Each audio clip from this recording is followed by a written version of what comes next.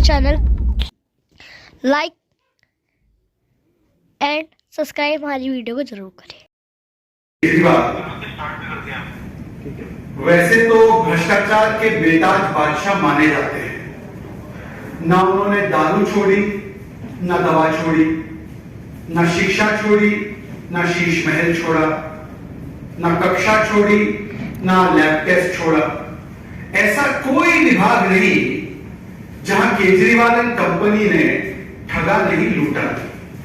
इसीलिए केजरीवाल जी वैसे तो भ्रष्टाचार के बेताज बादशाह के रूप में प्रचलित है, प्रसिद्ध है और उनके भ्रष्टाचार के आए दिन नए नए कारनामे अलग अलग समाचार चैनलों पर चलते भी रहते हैं।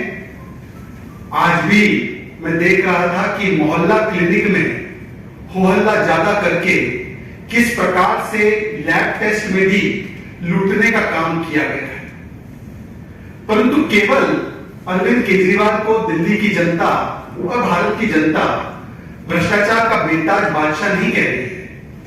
आज दिल्ली की जनता विवश है केजरीवाल को भगोड़ा केजरीवाल कहने के लिए। भगोड़ा केजरीवाल विचित्र स्थिति है और यह विचित्र स्थिति इसलिए निर्माण हुई है क्योंकि जब एनफोर्समेंट डायरेक्टोरेट 5-5 समन जारी करता है एक बेहद गंभीर शराब घोटाले के मामले में, तब अरविंद केजरीवाल भाग जाते हैं। समन्स दिए गए हैं पर वो पेश नहीं होते हैं, एजेंसीज के साथ इन्वेस्टिगेशन के साथ कोऑपरेट नहीं करते हैं। और विचित्र और भी स्थिति यह है कि जब दिल्ली पुलिस की क्राइम ब्रांच उन्हीं के लगाए गए आरोपों में उनसे सहयोग लेने के लिए उनके द्वार पर पहुंचती है, नोटिस जारी करने के लिए सीआरपीसी के तहत जो कानूनी प्रक्रिया है उसके तहत उन्हें नोटिस देने के लिए और जांच में सहयोग देने के लिए पहुंचती है, तो अरविंद केजरीवाल यहां से भी भाग जाते हैं। मतलब आप इसको अगर नोट करेंगे कि यदि आप पर भ्रष्टाचार के आरोप लगे, शराब घोटाले के आरोप लगे, मोहल्ला क्लिनिक के आरोप लगे, तब भी भागो। और जब आप किसी पर आरोप लगाओ और वो आरोप की पुष्टि करने के लिए कोई पहुंचे, तब भी भागो। या मैं यूं कहूं कि Kejriwal is on the run when it comes to the allegations of corruption in Sharab Ghodala, and Kejriwal believes in hit and run when it comes to making wholesale scurrilous allegations without any basis or substance. आरोप लगे तब भी भागो, आरोप लगा के भी भागो। On the run and hit and run. ये है केजरीवाल का चरित्र और इसीलिए आज दिल्ली की जनता कह रही है भाग केजरीवाल भाग, आप तो भगोड़े बन चुके हैं। परंतु इससे एक प्रवृत्ति जरूर और पुष्ट होती है जिसका प्रमाण, जिसका प्रतिबिंब एक बार केजरीवाल ने विधानसभा में दिया था। केजरीवाल ने एक बार बड़े अहंकारी रूप से विधानसभा में कहा था, आप जानते हो मैं कौन हूं? मैं दिल्ली का मालिक हूं, हम दिल्ली के मालिक हैं। मतलब संविधान अलग, संवैधानिक कानूनी प्रक्रियाएं अलग। केजरीवाल अपने आप को संविधान, कानून, लॉ एंड ऑर्डर के ऊपर समझते हैं, जांच एजेंसियों के ऊपर समझते हैं और इसीलिए इसे कहा जाता है निजाम केजरीवाल। आज ये निजाम केजरीवाल का आपको यहां पर एक परिचायक मिलता है जब केजरीवाल 5 समन से भागते भी हैं और जब केजरीवाल उनके ही लगाए गए आरोप है उसमें जब क्राइम ब्रांच उनके पास पहुंचती है तब भी वो भागते हैं। ये भगोड़े केजरीवाल जिनका विश्वास केवल निजाम केजरीवाल में है, संविधान में कोई विश्वास नहीं है। इसीलिए ऑन द रन से लेकर हिट एंड रन ये इनकी राजनीति है। अब आपको शायद याद होगा कि इस विषय में कुछ दिन पहले केजरीवाल जी ने ट्वीट करके, आतिशी उनकी एक मंत्री है, उन्होंने और अलग अलग नेताओं ने बड़े गंभीर आरोप लगाए थे कि 7 विधायकों की, पब्लिक सर्वेंट्स की खरीद फरोख्त हो रही।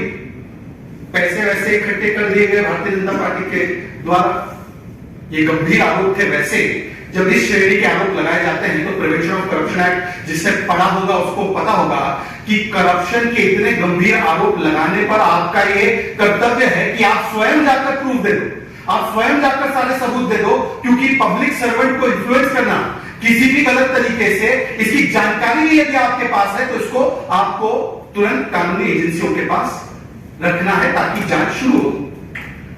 हम रुके रहे पर केजरीवाल जी एजेंसियों के पास जाना, पुलिस के पास जाना तो दूर, केजरीवाल जी आरोप लगाकर चुप हो गए। उल्टा भारतीय जनता पार्टी के नेता, क्योंकि भारतीय जनता पार्टी नैतिकता की राजनीति करती है, क्योंकि भारतीय जनता पार्टी के पास छिपाने के लिए कोई बात नहीं है, तो भारतीय जनता पार्टी के नेताओं ने डेलीगेशन बनाकर दिल्ली पुलिस को कहा कि जांच कीजिए, और हम कह रहे हैं कि हमारे पास तो कुछ नहीं है, हमने कुछ नहीं किया, पर इसमें जांच होनी चाहिए, और हमने शिकायत दर्ज। और आज जब दिल्ली पुलिस पहुंची है, क्राइम ब्रांच पहुंची है इसी जांच में सहयोग मांगने के लिए, तो आज अरविंद केजरीवाल और उनकी मंत्री और सारे लोग जो ये आरोप लगा रहे हैं वो केजरीवाल भाग की स्थिति में खड़े हुए। इसका मतलब क्या है? इसका मतलब यह है कि ये आरोप उसी आरोप की तरह है जो आरोप अरविंद केजरीवाल एक समय पर बिना सिर पैर के लगाते थे गडकरी जी के खिलाफ। ये तस्वीर याद है आपको? ये बड़ी ऐतिहासिक तस्वीर है। ये तस्वीर है जहां पर केजरीवाल ने आदरणीय नितिन गडकरी जी को बहुत सारे आरोपों से कलंकित करने का प्रयास किया था, और उसके बाद जब सबूत मांगे गए, जब प्रूफ मांगा गया और कुछ नहीं निकला, तो यह माफीनामा देना पड़ा। ये केजरीवाल का माफीनामा नंबर 1। यह भी आपको याद होगा। यह केजरीवाल का माफीनामा नंबर 2 जो स्वर्गीय अरुण जेटली जी को उन्होंने दिया था, क्योंकि उस समय पर भी यही हिट एंड रन की पॉलिटिक्स में आरोप लगाओ, शूट करो, स्कूट करो, कोई तथ्य प्रमाण कभी मत दो। और इसीलिए आज अरविंद केजरीवाल जी, क्या ये जिसके लिए आपने गडकरी जी से माफी मांगी थी, जिसके लिए आपने स्वर्गीय अरुण जेटली जी से माफी मांगी थी, वैसे इसी श्रृंखला में ये कितने बड़े धोखेबाज और कितने बड़े यूटर्न मास्टर्स है, इसका एक और प्रमाण मैं आपको देता हूं। ये आपको याद होगा कि 800 करोड़ रुपए भारतीय जनता पार्टी ने इकट्ठा करके रखे हैं। ये अगस्त 2022 में आरोप लगाया गया था आम आदमी पार्टी के द्वारा। आपको याद होगा उनके एक नेता जो अमूमन चिल्ला कर बोलते हैं, उन्होंने कई प्रेस कॉन्फ्रेंसेस की थी और कहा था 800 करोड़ रुपए भाजपा ने इकट्ठा करके रखे हैं, हमारे विधायक तोड़ रहे हैं और हम ऑडियो टेप जारी करने वाले हैं। अब मैं आपसे पूछना चाहता हूं, मीडिया के मेरे सम्मानित मित्रों, 1 वर्ष से अधिक हो चुका है, कहां है वो ऑडियो टेप? आप कोई फर्जी ऑडियो टेप लाएंगे रात बरात तो मुझे नहीं पता, पर अभी तक तो ऑडियो टेप आपको सुपुर्द कर देते। इसीलिए आप देखिए, गडकरी जी पर आरोप hit and run, Arun Jaitley पर आरोप हिट एंड रन, आज का ये आरोप हिट एंड रन, 1 साल पहले का आरोप hit and run, IB report आ रही है, गुजरात चुनाव स्वीप कर रहे हैं, इस प्रकार की बातें करके निकल जाए। परंतु केवल केजरीवाल का विषय नहीं है, मुझे लगता है कि पूरे गठबंधन में ही इस प्रकार की हरकतें करना, इस प्रकार से रवैया रखना जांच एजेंसियों के प्रति, ये उनका चरित्र बन चुका है।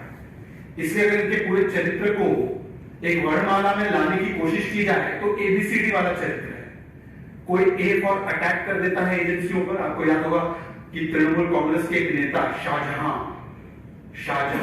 ने किस प्रकार से हमला किया, ईडी की जांच की एजेंसी की टीम आई तब हमला कर दिया, ए फॉर अटैक।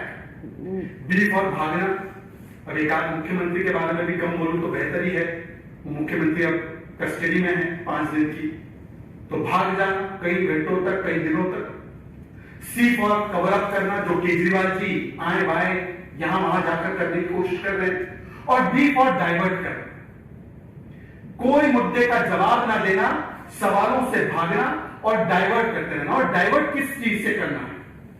आज मैं आप सभी लोगों के द्वारा बताए गए न्यूज रिपोर्ट को फॉलो कर रहा था तो पता चला कि आज भ्रष्टाचार के बेताज बादशाह का एक और कारनामा सामने आया है।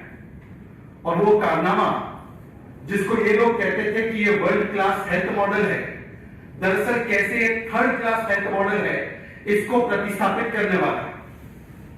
आपने देखा होगा कि मोहल्ला क्लिनिक में जैसे कोविड काल आया था तब कितनी वो जांचें हो रही थी या क्या वहां पर सुविधाएं मिल सकती थी, वो तो दिल्ली वासियों ने स्वयं भुगता है और भोगा है।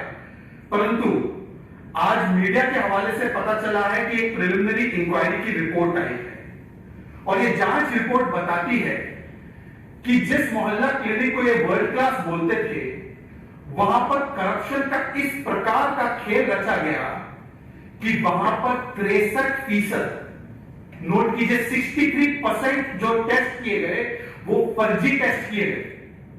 जिन पे टेस्ट किए गए वो लोग है ही नहीं, और जितने टेस्ट किए गए, भगवान ने शरीर में हमें जितने भी अंग दिए हैं उससे ज्यादा एक शरीर पर ज्यादा टेस्ट किए। ये है निजाम केजरीवाल। निजाम केजरीवाल ये है कि शरीर में अंग से ज्यादा टेस्ट किए गए, जो लोग है ही नहीं उनके टेस्ट किए गए, और ऐसे ऐसे टेस्ट किए गए जिनका कोई अता पता ही नहीं। 63% फेक टेस्ट सामने आया है। इसको थोड़ा गहराई से भी देखना चाहिए, गंभीरता से भी देखना चाहिए। टेस्ट करते वक्त, लैब टेस्ट करते वक्त आपको मोबाइल फोन नंबर देना होता है। 13,000 के लगभग टेस्ट जो किए गए ब्लैंक मोबाइल फोन नंबर पे किए। 25,000 टेस्ट ऐसे नंबर पे किए गए जिसका नंबर था 0। 913 टेस्ट इन नंबर्स पे किए गए जिसमें मोबाइल नंबर 1, मोबाइल नंबर 2, आप सब जानते हैं कि मोबाइल के 10 डिजिट होते हैं। यहां केजरीवाल के निजाम में मोबाइल नंबर एक अंक का भी हो सकता है। ऐसे कई टेस्ट किए गए, लगभग 2,500 टेस्ट जिसमें जो नंबर है वो रिपीटेटिव थे।